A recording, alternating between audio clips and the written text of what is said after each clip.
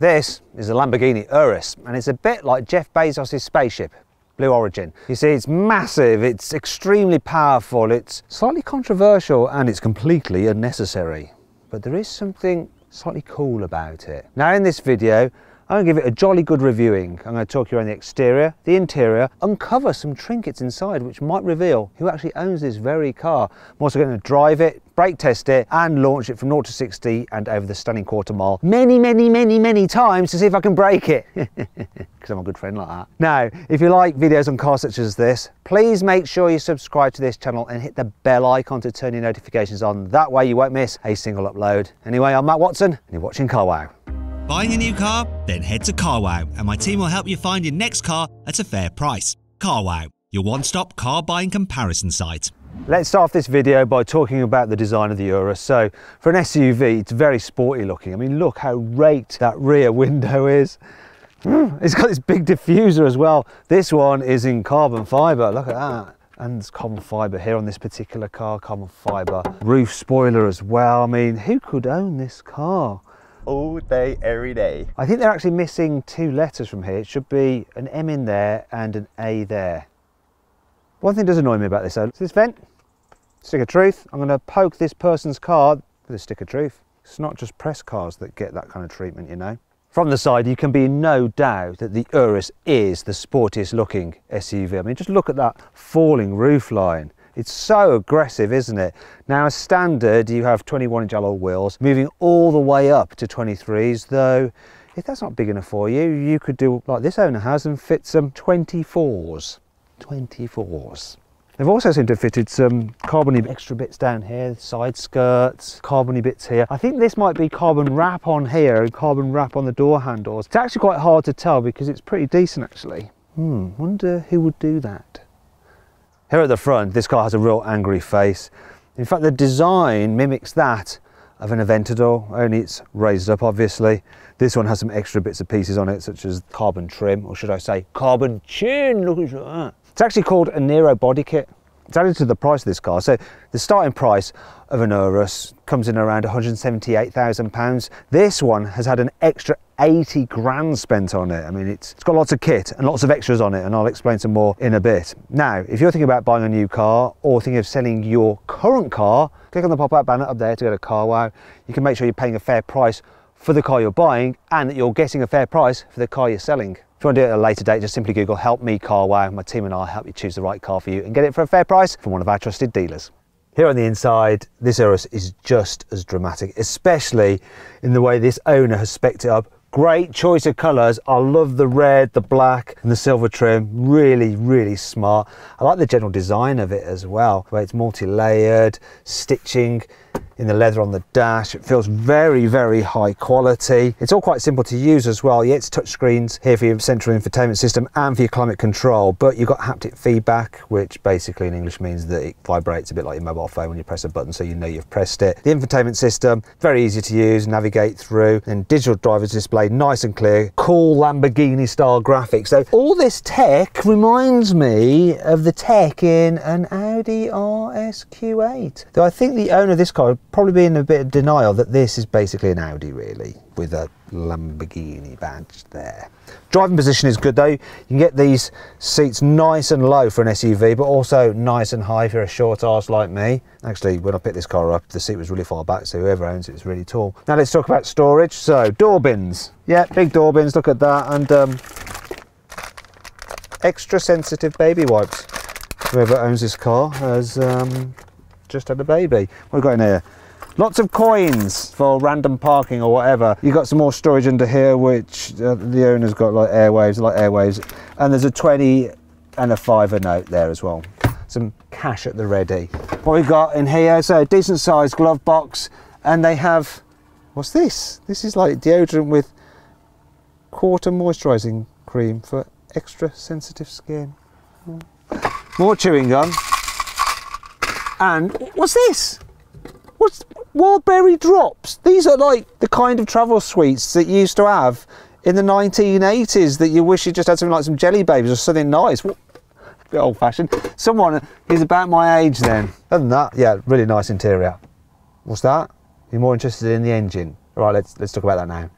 As you're probably aware, Audi owns Lamborghini, and they're all part of the Volkswagen Group. And what you have here is the same twin-turbo 4-litre V8 that you get in a Porsche Cayenne and an Audi RS Q8. However, here in the Lamborghini, it is the most powerful version you can get of that engine. 650 horsepower, 850 newton meters of torque, drives all four wheels via an 8-speed torque converter automatic gearbox with launch control. We'll come on to that in a second. Now, one of the complaints about this engine is it's not the most raucous or noisy. However, the owner of this car has fitted an aftermarket system to this Urus. So let's hear it. Go on, let's start the engine.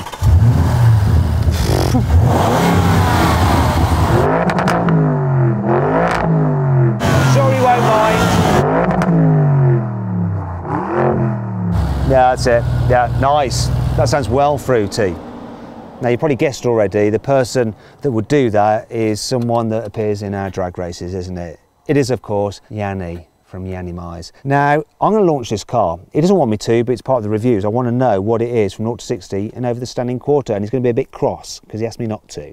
So to try and make up for that, what I want you to do is click on the pop-out banner up there to go and subscribe to Yianni's personal channel and say, listen, please let Matt off for launching your car. We needed to see it. All right, go make sure you do that and subscribe. Now, I'm going to launch this car to see how quick it is a little later on in this video. Before then, though, there's some other things we need to look at. The Urus comes with carbon ceramic brakes as standard, and the discs are the largest on any production car. 440mm, gripped by 10 piston calipers. At the back, the discs are 370mm and they're gripped by 6 piston calipers. I'm going to do a brake test, though I'm not sure these tyres are as good as the standard Pirelli P0s. Definitely not as good as the Michelin's, so I wonder if that's going to affect the braking performance. So bear that in mind, Yianni, okay? Some new tyres, if you can get them to fit these wheels, which you probably can't. Now I'm going to do a brake test from 70 miles an hour. Full emergency stop. Come on, what distance will it do this in? Let's have a look. Stopped from 70 miles an hour in 46 meters, which is, all right. Now, if you want to see another SUV perform better, click on the pop-out banner up there to see what car it is and what distance that stopped in. It's actually quite impressive.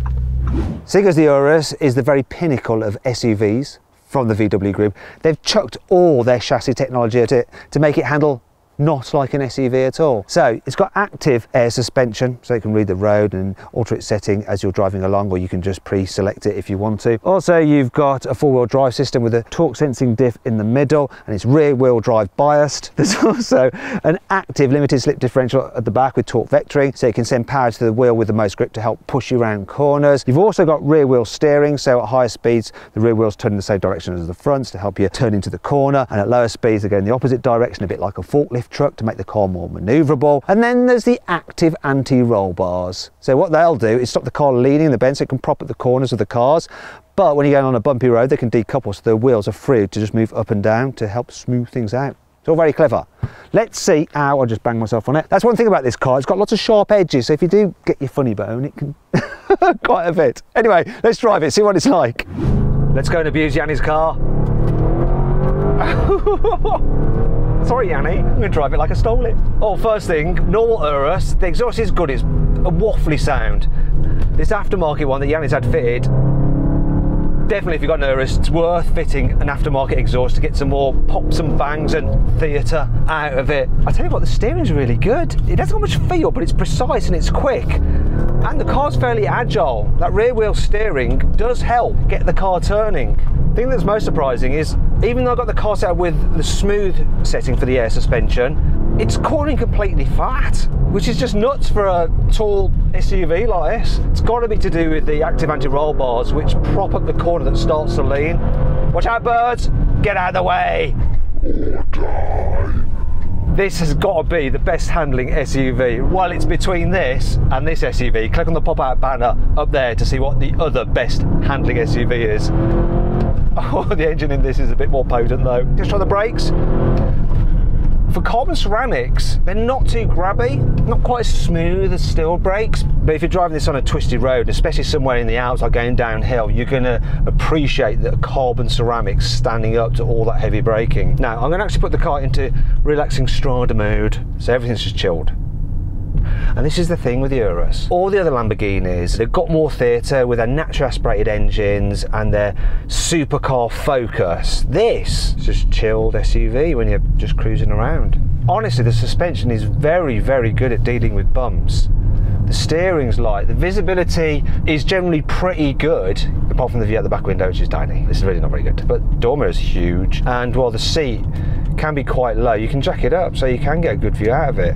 I can see why Yianni loves these things. You know, he's a Lamborghini man. This is his dream come true, because really, like Aventadors and those kind of things around town and London, nightmare. This, perfect.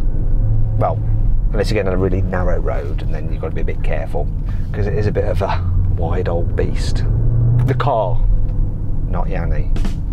Sorry, Yianni. One of the great things about the Urus is that you've got Lamborghini performance, but in a practical SUV body. So here in the back, look, if I sit up straight, headroom's just about okay for me. People over 6 foot might find it a little tight. In terms of knee room, can't complain. Look how much knee room there is. Now this seat is in my usual driving position, but let's put it in the position it would be in if Yianni was driving, a big old lad like Yianni. Big as in long legs, that's what I mean, long legs, that's all. Yeah, it's still fine. Now this is the 5-seater, so you can carry 3 people in the back at once, but there's this hump in the floor there, which gets in the way a bit, and then you notice, look, the headroom, limited like that, there we go. Seats are nice and comfy though, if you're in one of the outer seats, pretty good. And look, there's some various bits of practicality. So you've got your armrest there and that's covered. So you've got your cup holders there. And if you need to carry longer items, fold this down, you've got through loading. And then there's some other bits of practicality like this. Look, nice, expensive feeling pockets on the backs of the seats, large door bins as well. You have full zone climate control, all digital of course. Speaking of digital, check this out. This car has the rear entertainment package, £4,500 option. I hope Yianni's boys appreciate this. You know, they get to enjoy this. None of that in my car. Anyway, let's check out the boot. So, you get an electric tailgate, obviously. Should do at this price really, shouldn't you? There's a bit of a load lip, not that much. But you've got this nice shiny scuff plate so you don't damage your paintwork. Oh look, we've got some bits and pieces in here. I think this cushion is Yianni's. Now in terms of the capacity, 616 litres. It's actually pretty decent. However, the boot on an Aston Martin DBX is slightly bigger still. And if you click on the pop-out banner up there, you can watch my full in-depth video review of that car. And that brings me to 5 annoying things about the Lamborghini Urus. Well, I generally like these sports seats here in the front. The design of the headrests slightly protrude forward, so it pushes your head forward like that, so you end up in a bit of a bad posture situation. Well, I like the look of this Nero design body kit and the extended sills. There is a bit of a problem with them, look. When you go to get in, they stick out quite a way, and I've already jabbed my shin on it, it's very painful. And I do wonder that when you're getting out, you might accidentally like tread on it and snap it. Well, I quite like the fact you've got this like safety cover for the starter button. I'm not convinced by these switches here, and especially not by this stupid reverse lever. So this is just for reverse, this whole thing for reverse. To put it into drive, you just pull up on a paddle. I actually hate this. Yeah. As standard, you can't actually fold the rear seats down from here in the back, which you might want to do. So you have to walk around and use the lever just here at the bases, which is also used for reclining these back seats. And when you do fold the seats down, there's this little gap here where you can lose certain things in. In fact, what's this? What's he lost in here? Pound shop? No way! No way, Yianni's been to the pound shop. There's so many Audi parts in this car, like all the switches, Audi, but this is just ripped wholesale. And then what you're going to have if you buy this car is motoring journalist friends such as me saying things like, do you know what? The chassis is actually the same as on the Volkswagen Touareg. So yeah, you're going to end up having to constantly say to them, well, what car do you own, bruv, eh?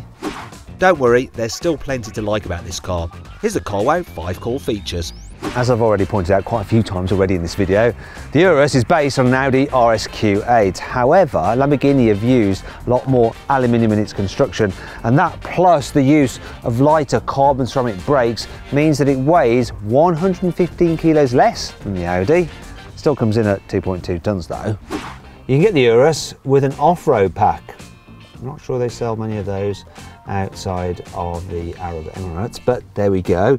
Now, as some, the car gets a NEV mode, which means snow. But if you have the off-road pack, you get two of the modes. One is Italian for off-road, and the other one is Italian for sand. Whatever those words are, I don't really know. What they also give you is increased ride height. So when you have it in the off-road mode and you've got the off-road pack, you can actually increase the car's ride height by 40 millimeters over standard. Also, the off-road pack includes some underbody protection should you hit a rock or something like that. Check this out, guys. Look, frameless windows. How very sporting and Lamborghini-like is that? This is less Lamborghini-like though. Look, soft closed doors, luxury. If you think the boot height is a little bit too high for you to lift heavy items in, don't worry. There is something called a kneeling mode, which basically allows you to lower the car in its air suspension at a press of a button. Down it goes. It's still going down. Kneel before me car, kneel. While you're down there, love. To match the hexagonal design on the front of the car, there's actually loads of hexagons here inside the cabin as well, so hexagonal shape on the centre boss of the steering wheel. The cup holders are hexagonal rather than round. This is hexagonal. The shapes here on the infotainment system, hexagonal. These, hexagonal. Hexagonal air vents, hexagonal here on the seats, hexagonal door handles, just hexagons everywhere. This Urus is supposed to do 0 to 60 in 3.6 seconds, but I'm going to find out for myself. I'm going to launch it with my specialist timing gear up here. I'm going to take extra precautions, so I'm just going to keep safe with this. Yianni has a massive head, look, both physically and metaphorically. Anyway, so let's launch it. Here we go. Left on the brake, it's in Corsa mode, no SC. Floor the throttle. Launch control is possible. Oh, here we go. Oh, 3.75 to 60. Do you know it bogged down a bit? What's the quarter mile? 11.87. You know, I've raced with Yianni a few times in this car, and sometimes it nails the launch. You go, come on baby, Lambo all day, every day. And then other times he complains, like, oh, it's bogged down. And I always thought he was just giving it all that, but it does sometimes just bog down a bit. Oh, took a second to get away. Can I do better? One more go.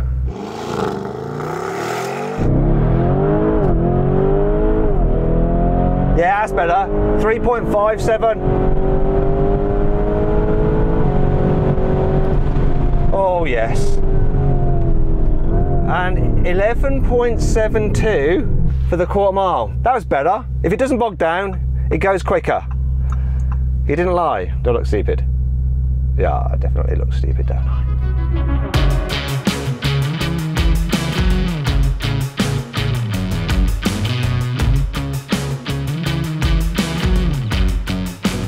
So then, what's my final verdict on the Lamborghini Urus? Should you avoid it? Should you consider it? Should you shortlist it, or should you just go right ahead and buy it?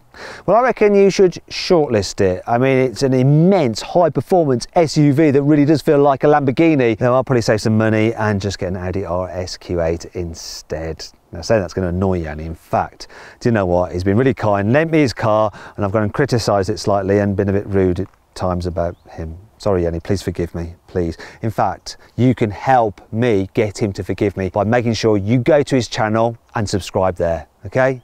Yianni channel. The link is in the description. Please do that, and thanks for watching.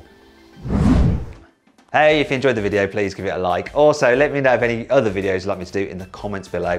If you click there, you can watch some more videos, and if you click on that box there, you can actually sign up to the carwow newsletter, where we'll keep you up to date of all the latest news and reviews from the car world in between these video uploads. So just click on that, sign up, it's completely free, and of course you can cancel anytime you want to. Thanks for watching, see you next time.